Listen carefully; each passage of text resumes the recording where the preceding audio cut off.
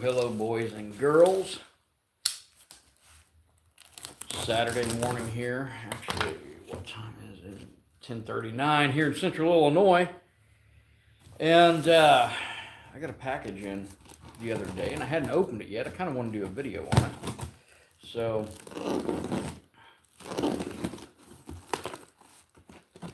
this appears to be a recycled box here because it's all kinds of floppy. Now, what are these? These are some Danbury Mint cars that have seen better days. But I got several of them, and what I'm going to do, I'm going to take these and I'm going to melt them down into ingots. Now, I use dog hair on my hat and dust and everything else.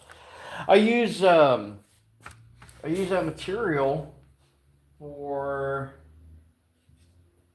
doing my poured pewter fittings on my Classic American Forge series knives. I should call these classic American because they're actually a little more, they're just awesome. But they're all American made. Right here at Axon, Maine, Forge of Memory. All right, guys, so what I'm going to do, I'm going to take all these cars, and I'm going to melt them down. Now, somebody's probably going to have a fit when they realize that, oh my God, he's just melting these down. He's destroying collectibles, something. It'll be okay. So, first thing is first. Let's go ahead and get a ladle. Hey, look, a ladle. A little bit of scrap pewter right there. I was doing some pewter pours yesterday, and I believe I'm going to do some more in the very near future.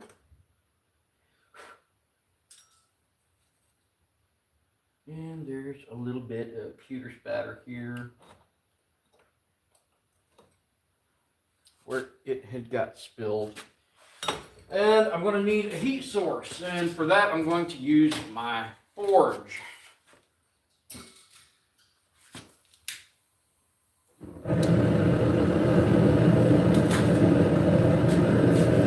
Now, if you haven't subscribed yet, now's a great time to do so. Be sure to like and subscribe, hit that notification button, and I'm going to use the camera as a mirror while I brush out my beard real quick. It's going to be one of those days, people. Okay, so this is a pretty simple process. What I'm going to do is I'm going to take some of those cars and I'm going to turn it into this puck. Okay? Jason and Ricky Wilson, how's it going? All right, now, pewter has a relatively low melting point. You're looking high to mid 300s, like 365 to 4 something. Well, thank you, Jason and Ricky. Now, you can go to a thrift store. I think I picked this up at Walmart, and that's not one of my sponsors by any means, but get yourself a muffin tin, and then go buy a swage block so you can use it for a table, or maybe just use a table, something metallic. And you don't want any moisture, because coming in contact with moisture can be not good here, because it's going to create steam that can cause an explosion. Actually, what I will do today, I'm actually going to be reclaiming some pewter and pouring it so that I can do some pewter poured fittings on a 20 or 30 knives I need to do. So, first thing I'm going to do, I'm going to come over here to my box of cars.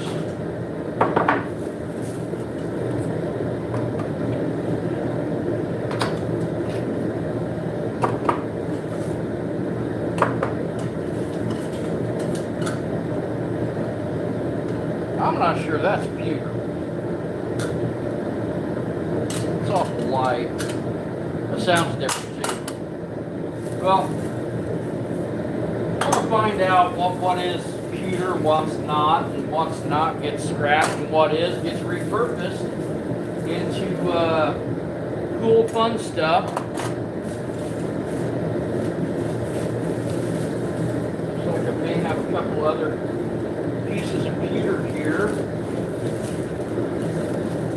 I'll probably recycle that packing material when I ship something out. So I'm going to put this away.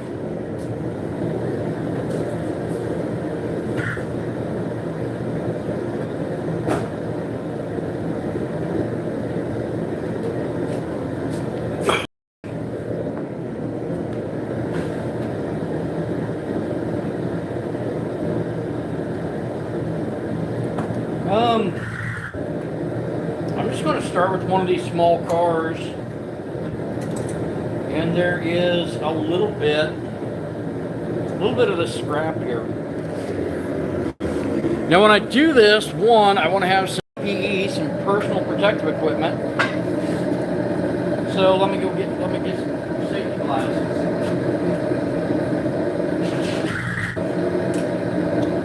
All right, saving up. And I'm already getting a little bit of puddling going on here. You can see right there. Well, I'd like a little bit more.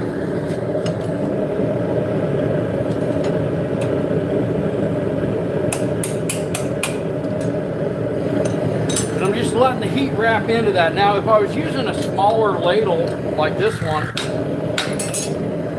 I could knock the pewter that I was using out of it, and I can let that just melt on down. BDK33, how's it going? I'm actually going to be upcycling these. I'm going to be repurposing these probably collectible, or at least 1 point collectible little cars into pewter ingots, and then those are going to be poured for fittings or possibly jewelry. In most cases, fittings. Now, some of these pieces have some steel parts. Now, the cool thing is those will float to the top as I'm doing this. Guys, if you haven't subscribed yet, now's a great time to do so. So the first thing I'm going to do, I'm just going to get this piece in here so that it starts to melt, and it doesn't take very long to do that. Oh, the wheel just fell off. Let's get the wheel in there. Now that little pin for an axle, that'll come off just like that. We can toss that to the side. And like I said, the steel parts will either float up because of the density of the molten pewter, or I'll scrape them out later.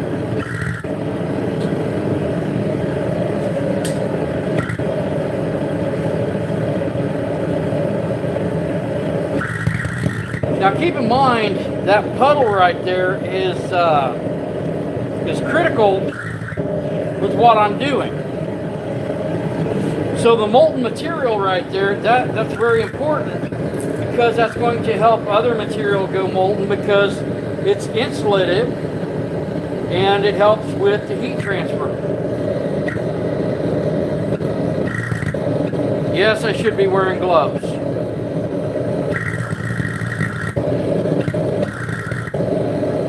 There is a piece or an axle right there.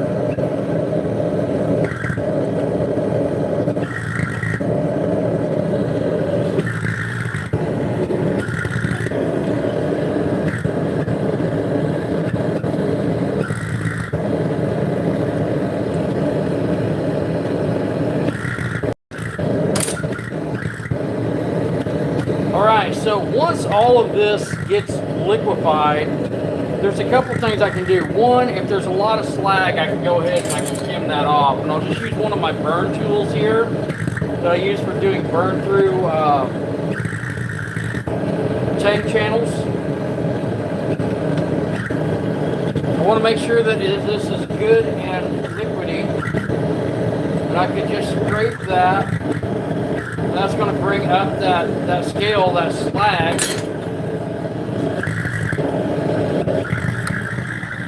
And now I come over here, make sure I'm reasonably clean.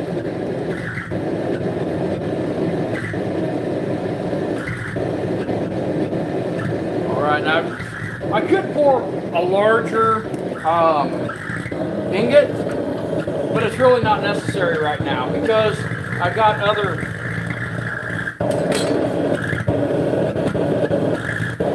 axle, or pin rather.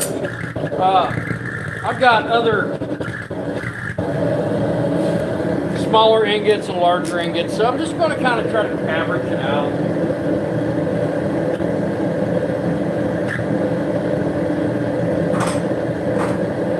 A couple more of these.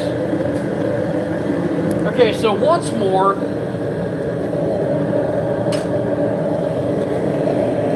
just going to come in here. And I'm going to have a set of tongs because these are going to be useful for manipulating this as it melts down into the ladle. Once more, yes, I could be wearing gloves, an apron, all that other fun stuff, but right now I'm not.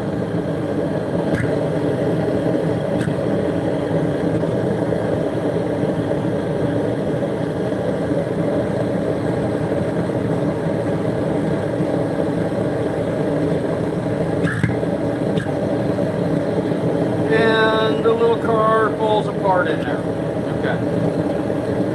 So I'm just going to go ahead and pick out the steel pieces as I see them.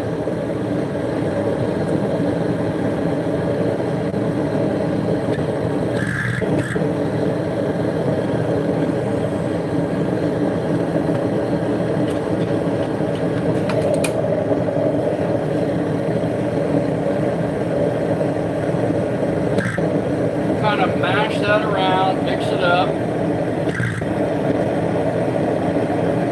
and there's almost always going to be some slag on top.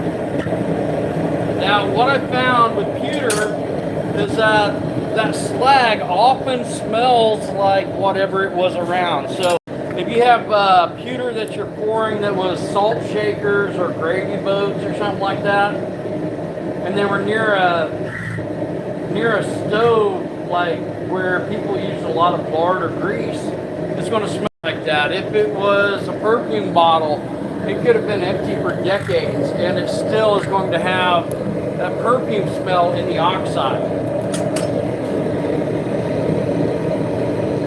Yes, very much like tin. In fact, this contains, I think, tin and bismuth, if I remember correctly.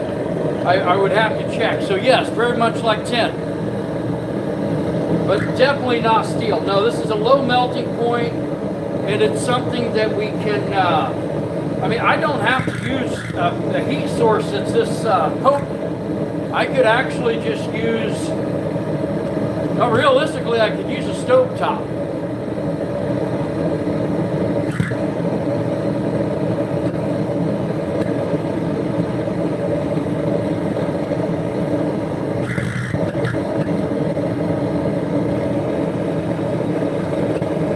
Right now, the next car is coming apart.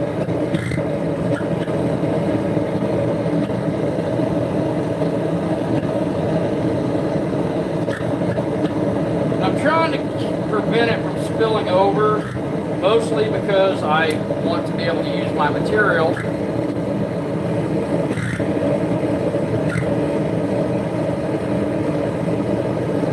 And I want to minimize my waste. Somebody's going to add a fat joke in there. Okay, I don't want to overheat that, so I'm going to pull that out, and we're going to go over here. Find another car. There we go. Another car. So,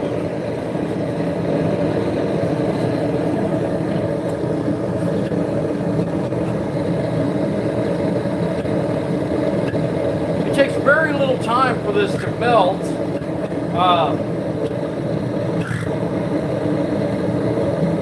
mean, realistically, you could do this as a wood fire. There's a lot of things that a person could do.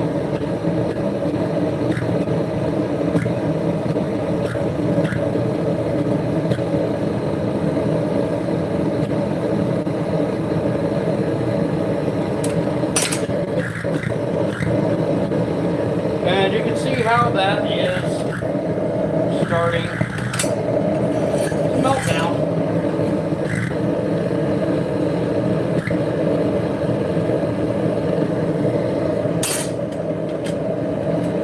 Now I know there are some steel pins in here.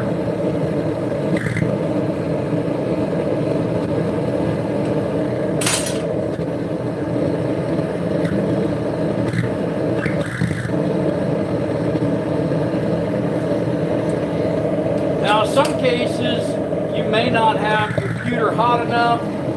In this case we can see that that steel's red, so this is definitely hot enough.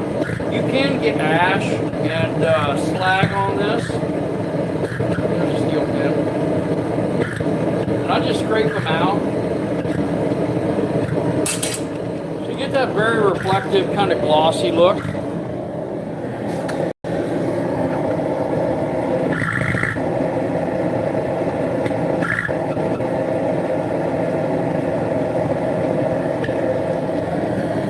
Once more, saving a little bit for the next melt. Now you don't have to do that. But you see what I'm doing? I'm melting some pewter cast cars to repurpose into pewter fittings for my knives.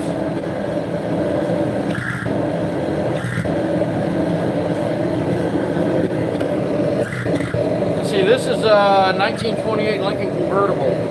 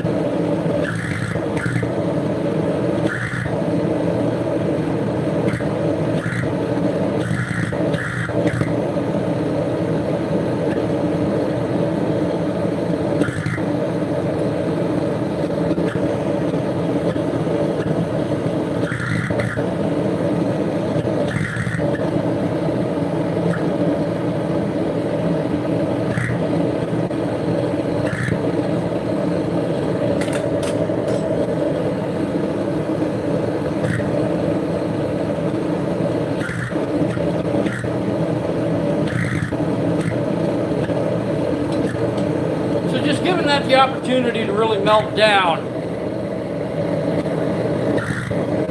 Once more, if you haven't subscribed yet, now's a great time to do so. So I'm just gonna start skimming the top here, getting some of that slag off.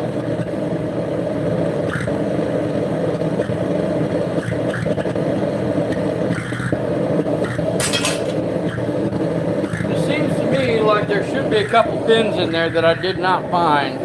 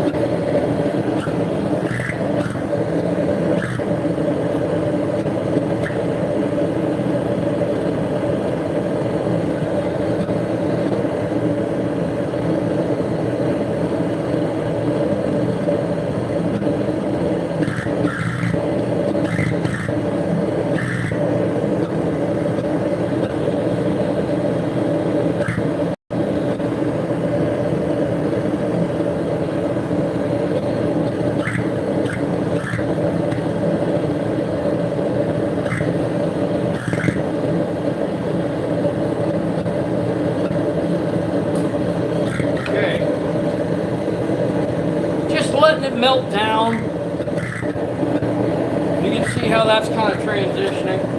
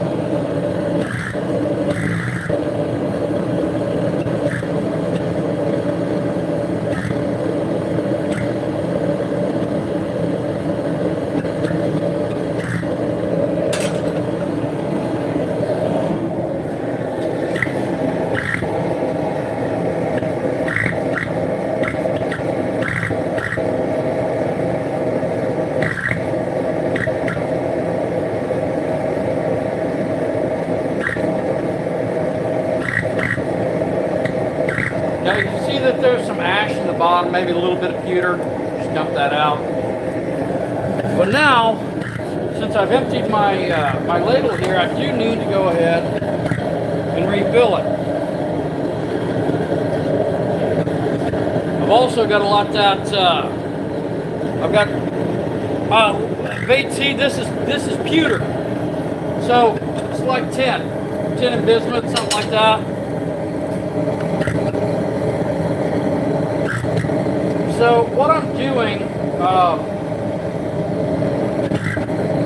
now I've got to let all those ingots cool enough that they're solid and I can knock them out of that mold.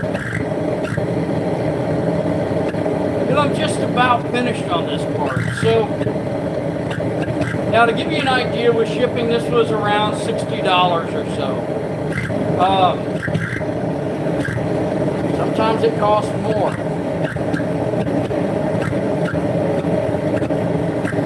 But I try to keep a fair stock of pewter around because I use it a lot in my fittings.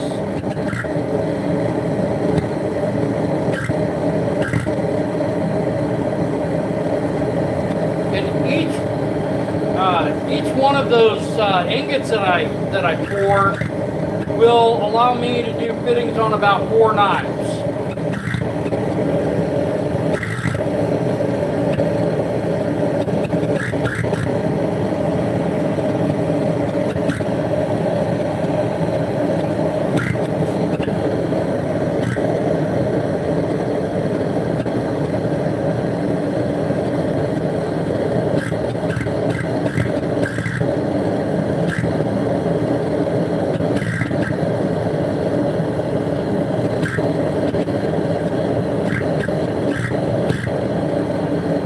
Now the reason the forge is kind of spitting is that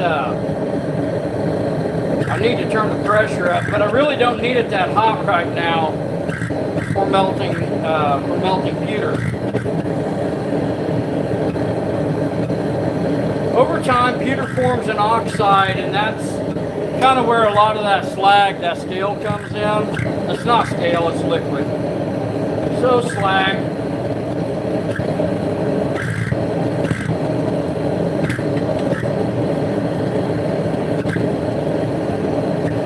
Give a chance for everything to go molten.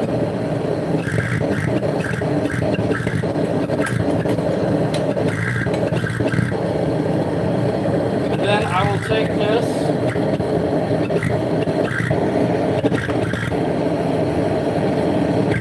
and I'm going to sit it there. I'm going to let it sit for a moment because one, I do need that to I do want that to be fully liquid.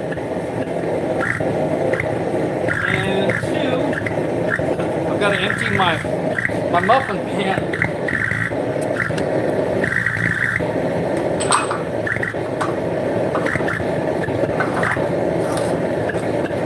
That one still has a little bit of pewter at the bottom.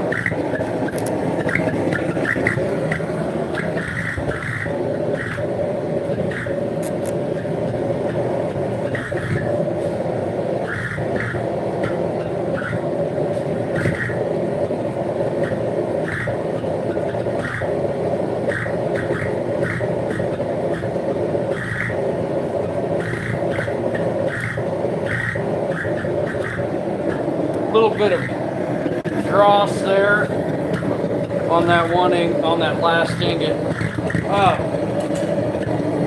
I don't know if this is pewter. I don't think it is. I think that's, I have a feeling that's stamped steel.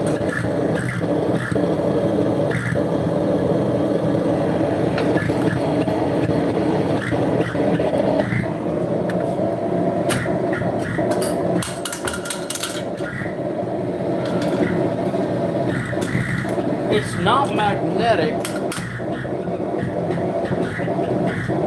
Well, that is aluminum.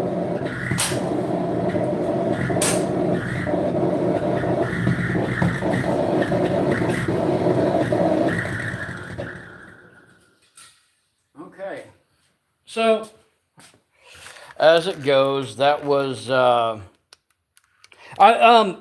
buster. How's it go? That's actually pewter, buddy, but very, very similar in properties, but less toxic.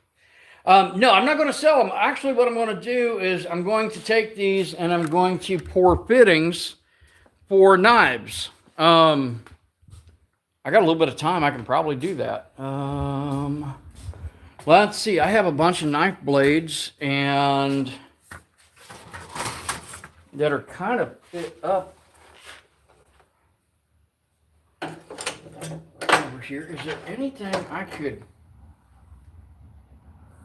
do up relatively quickly?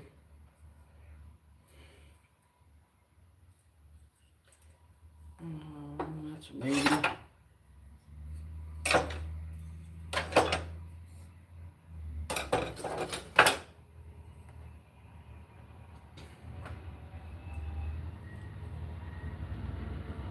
Yeah.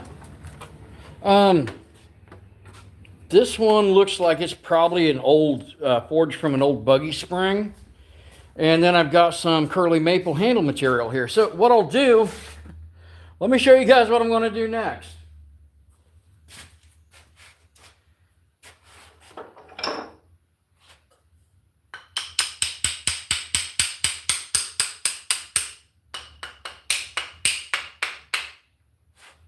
I'm going to knock the handle off. Okay. And I'm going to mark it so I know which side the front is. Help me remember that. And let's clean this up real quick.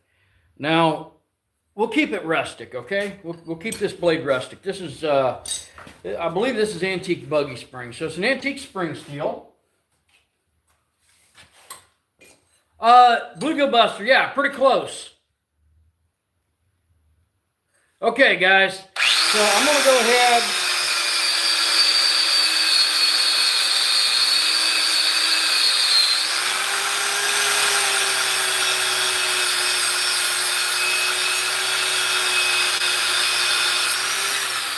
And just give it a wire brush finish. Here's with the oil still baked on, and here's wire brush. Now, wire brush, of course, I can clean up more if I need to.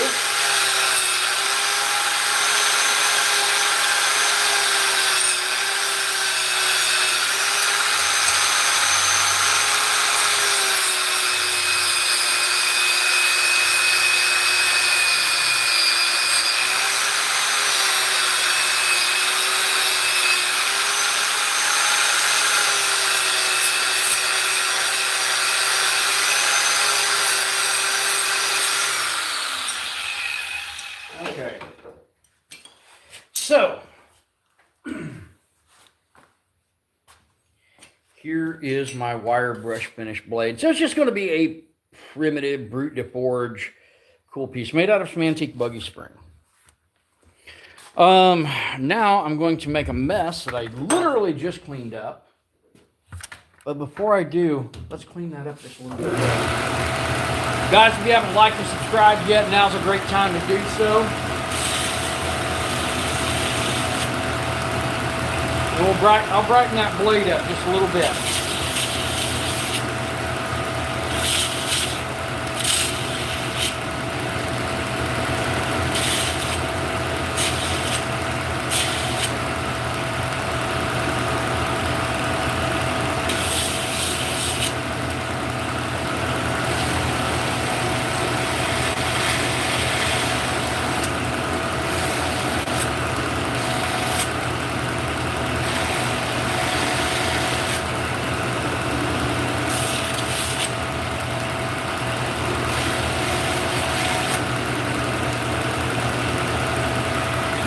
nice antique spring steel blade that is antique material, but not antique. Interesting. Okay, so I'm going to go ahead and I'm going to put that back in the handle. I'm going to shape this handle real quick, and then I will, I'll get it ready to do that pewter pour. So this won't take very long, guys.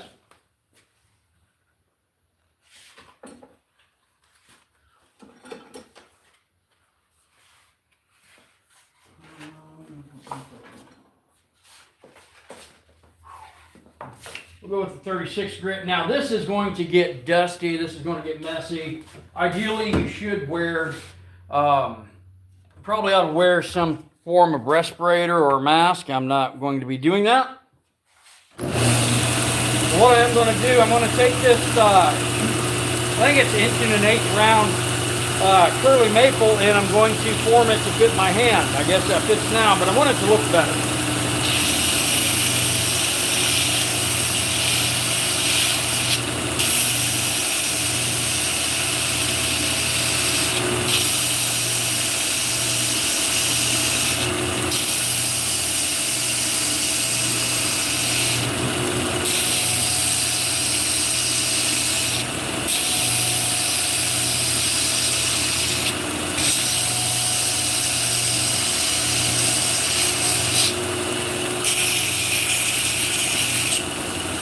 I'm going to slab side it.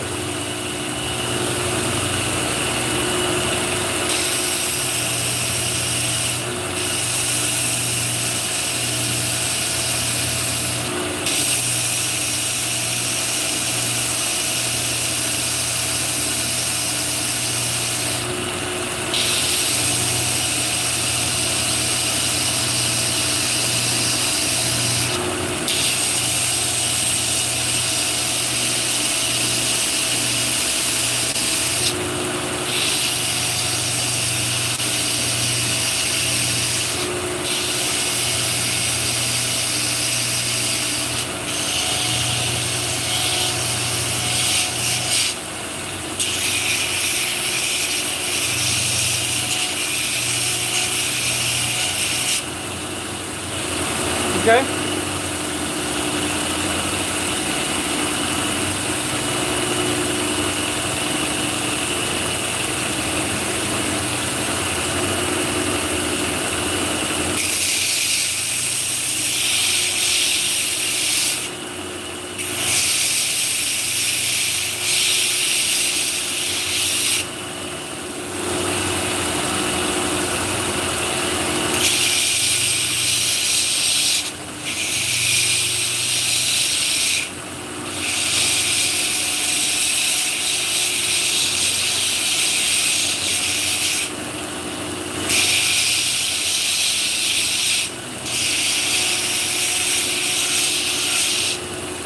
Now, this now makes a better handle. I can go ahead and pour that. But I want to give it just a little more character. My tang is about 3/8 of an inch from the end right now. So I've got a little bit of room that I can play with that.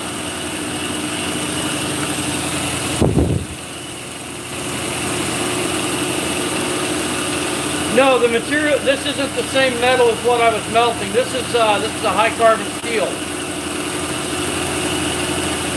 Bluegill Buster, yes, I sell finished blades and axes. I got swords, knives, axes, and I got to get an online store up again very shortly. You can always message me.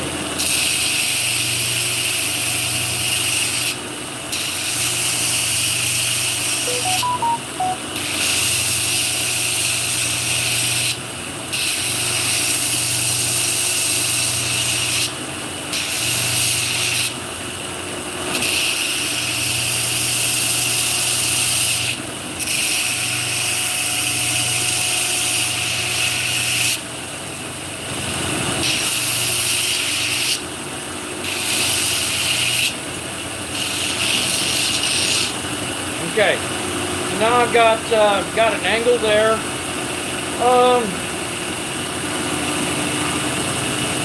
I'll shape the rest of this after I do the pour. So what I'm going to do next this is pretty simple. This is a pretty simple process. Um, I've got my blade, I've got my handle. The way I'm going to fix this is by using pewter, and it's actually going to lock into this piece. Now, to make it a little more, a little better, I'm going to serrate the tang.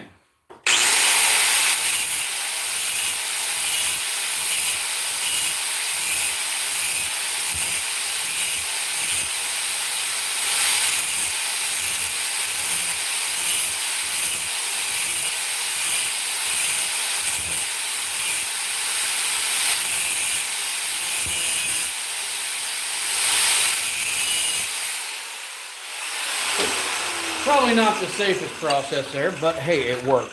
I could have also drilled this, but what that's going to do is that's going to create more surface area that pewter is going to lock into, and it's definitely not going to come out. So, once more, everything is looking good. Okay, pretty happy with this so far.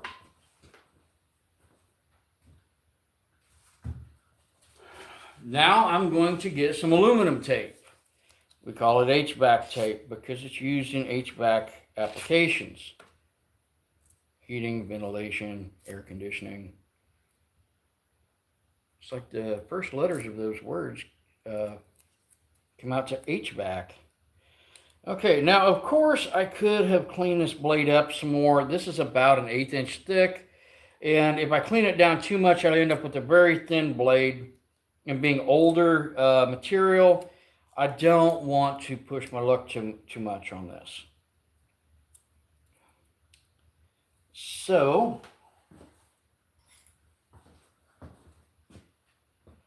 what I'm doing is I'm coming in with the tape and I'm blocking off this tang channel. Some people would call it a hole. That would be another way to refer to this. Once more, if you haven't subscribed yet, be sure to do so. And I'm going to seal that up as much as I can because I don't want my pewter running out. Because keep in mind, it's going to be liquid until it cools enough. And I don't want to waste my pewter. I don't want to make a mess more than what I have to. And I want to make something cool. So right there, I went ahead and blocked that off. Now, I'm going to make what I call the pommel cup. Now, I just wrap that tape around there and I want to determine how much, I really don't want to go much over 1/4 inch, 3/8 maximum on my pour as far as the finished product.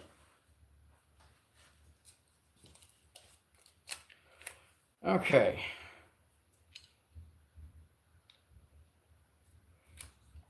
So I'm going to lay that on there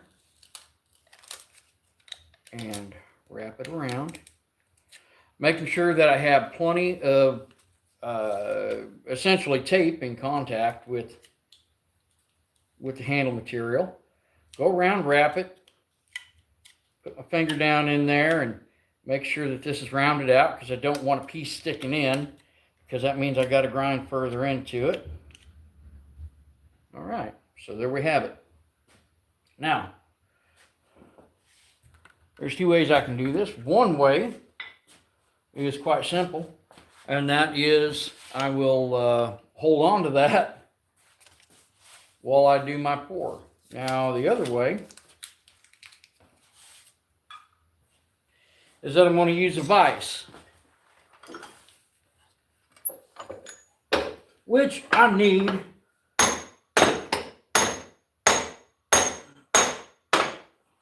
to remount so it's low.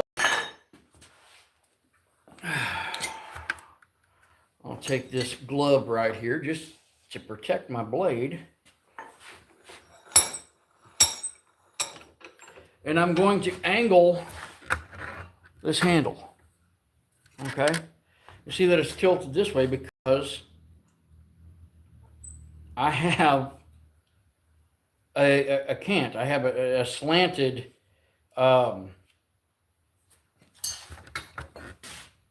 profile at the end, at the pommel side. So I want to make sure that that works in conjunction with that, with the piece. Now I'm going to use this little ladle right here that you can see I've ground to a finer point so I get a little more accurate pours. And I do have some pewter right here that'll work. So I'm going to toss that in. Let's fire it up again.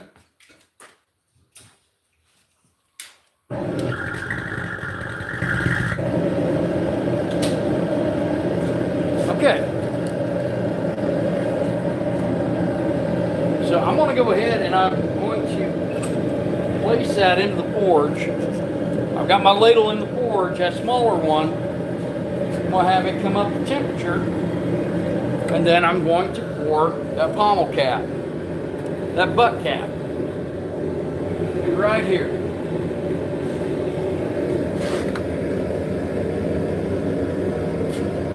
I'm going to come in, I'm going to pour it down the tang channel so that it runs through the handle material. It's going to lock on to those serrations that I cut into the tang itself. And then I want it to come up, like I said, probably about 3/8 of an inch or so that it creates that pommel, that butt cap. Then when I'm done, I will remove the tape and I will create a bolster bowl, or essentially on this end, and I'll pour, and it will actually solder to the pewter that's exposed here. The important thing is that I pour in a means that I don't end up with airspace. And I also want to get it down here so that I don't have any airspace when I do the pour. If at all possible, sometimes it works, sometimes it don't. It's just one of those things. Airspace can be bad because, one, it's not locking everything in. There's a void, and that can be not great at times. And the other reason is because if I have bubbles and those bubbles travel up into my casting and I go to grind that, then they become evident and it doesn't look good and I need to redo that. So this one I think will work just fine. You guys can kind of see the forge. There we go. Thank you, Justin Nolan. How's it going?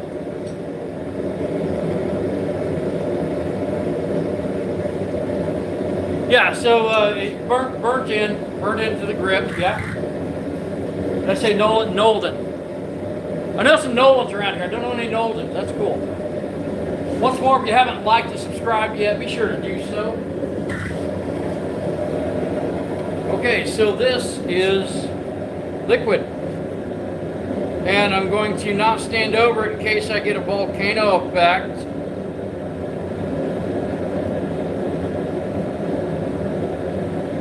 And I pour my fitting. Oh! Right there, I just saw it. There was air. There was trapped air. Now you see that vibrating? That can be from bubbles, gas being produced. If you get it too hot, it will produce gas. That's not ideal. It's starting to vibrate less, so I believe that what gas was in there or being produced is escaping.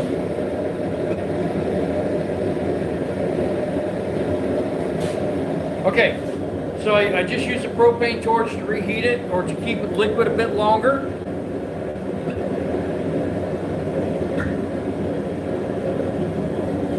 Okay, I don't have any movement at this point.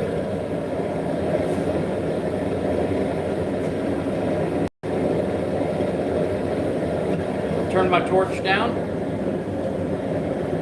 Now this is starting to frost over. As you can look and see. Oh, maybe you can. You see how that kind of gets a frosted effect to it. There's also kind of a gold tinge to it. Now I don't know if that's like anodizing or it's most likely from the glue from the tape. But I don't want to really move this until it goes white frosty. Technical terminology right there.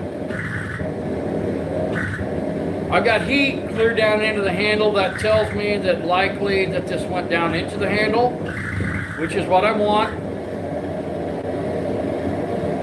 Don't want to torque on it even though it's burnt in. It's pretty close on how it's going to set.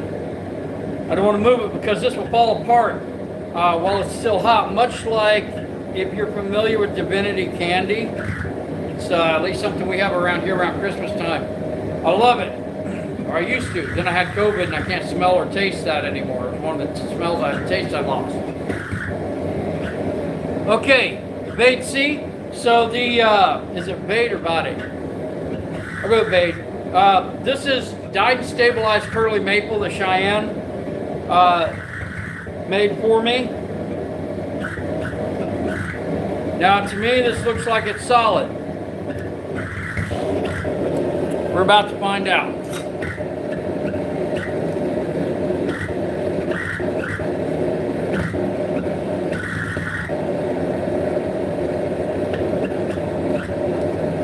There you have it. So now I have a solid piece. But I don't have a bolster yet. So I'm going to go ahead and use this little pointy file thingy.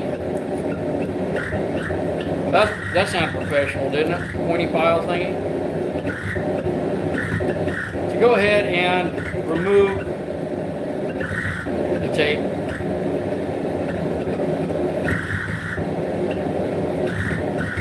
And the tape comes off a lot easier when it's hot because it makes that glue more pliable. Now, if you get it too hot, it will come off while it is still liquid and make a mess and kind of ruin your process.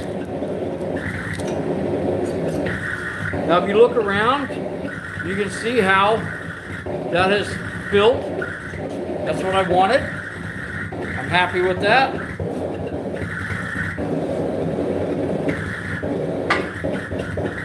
Now, this is still quite hot. I want to dunk it.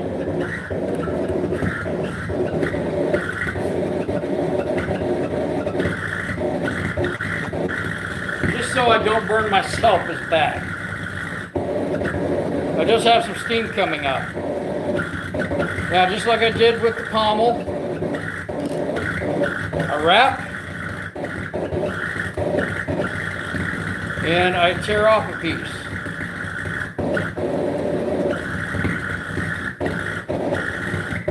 It appears I have enough pewter to go ahead and pour this piece. I will likely have to reheat it.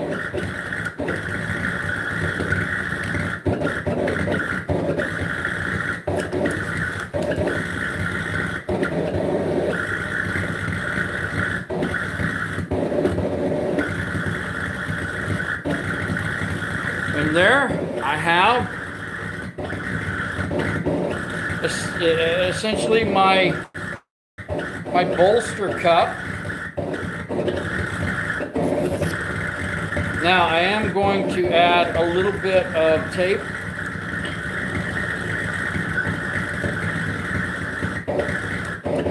Just because that drops down a little bit, so in case I overpour,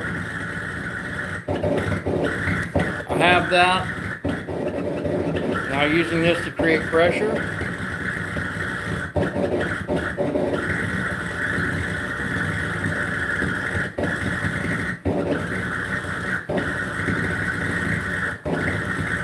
Okay.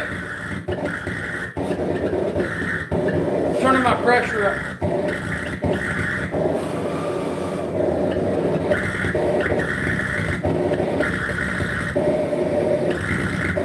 And now I will pour here, and I will make sure that I have my torch ready.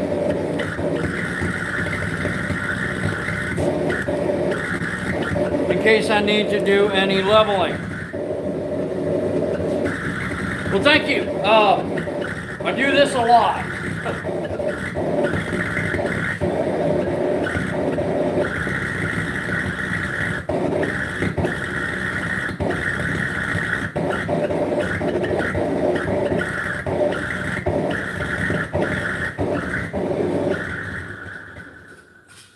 I'm going to turn that off.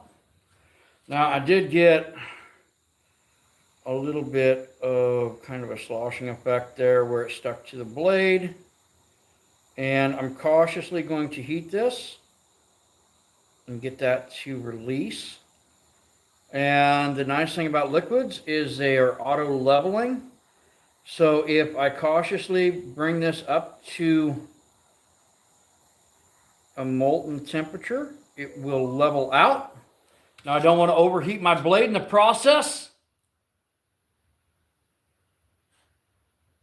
There it is. All right. So, let me set my torch over here.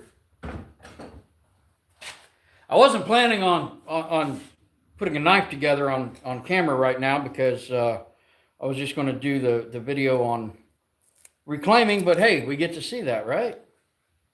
And I'm one knife closer to paying bills this month. Something we all have. Okay, so going to open this up.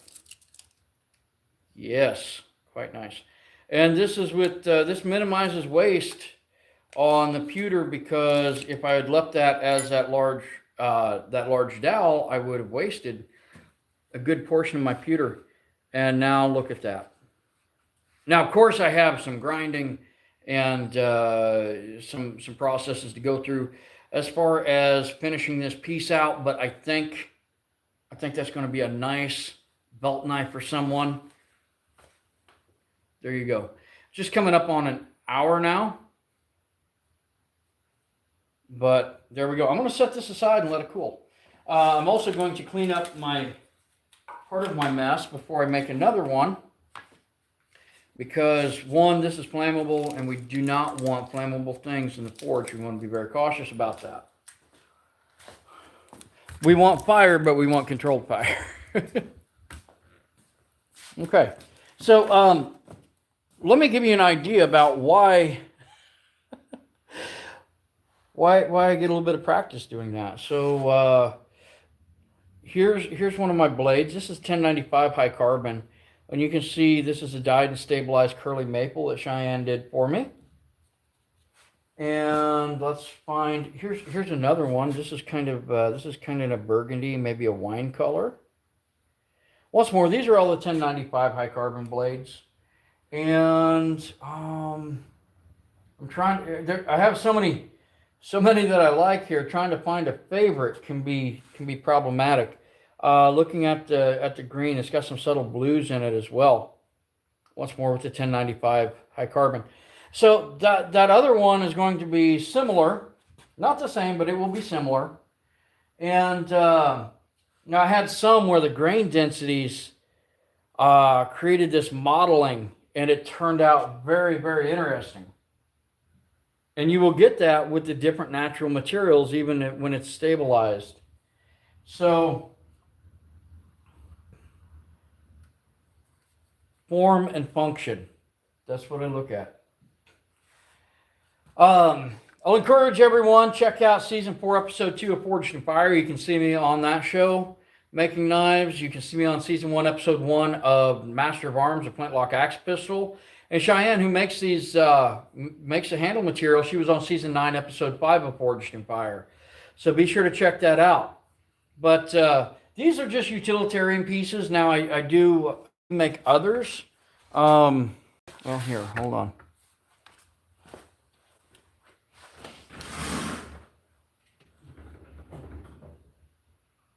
I also do things like D-guard bowies.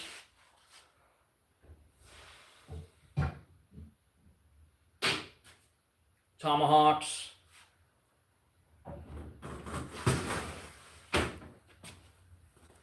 And on occasion, I do swords. I like making swords, but I sell a lot more knives than I do swords. There's a reverse falchion right there.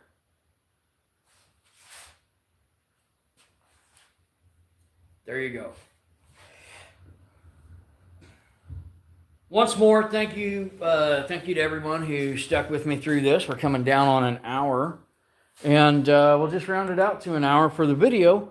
Now, October 17th, 18th, and 19th. So next week, Cheyenne and I will be with several other of our friends from Forged in Fire and some other TV shows and so forth. And we'll be down at Robbie Bowman's Grudge Match in Pigeon Forge, Tennessee. There's Robbie right there. There's Cheyenne, myself. We'll all be there. And actually, here's a picture of Cheyenne with Eustace Conway from Mountain Men. We teach down there. We were down there September 6th and 7th. But October 17th, 18th, and 19th, Smoky Mountains Forging Festival in Sevierville, Tennessee at Smoky Mountain Knife Works. Oh, there's my glasses.